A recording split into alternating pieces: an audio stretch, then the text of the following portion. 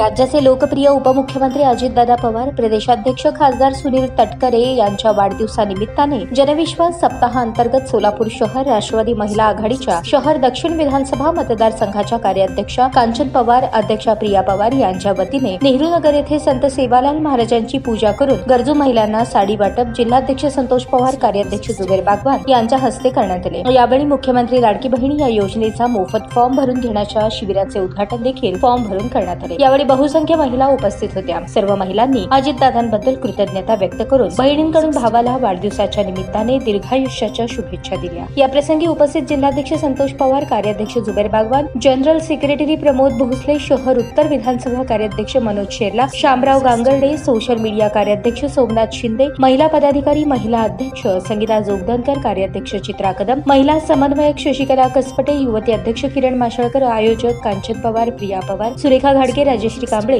आदी पदाधिकाऱ्यांसह कार्यकर्ते उपस्थित होते।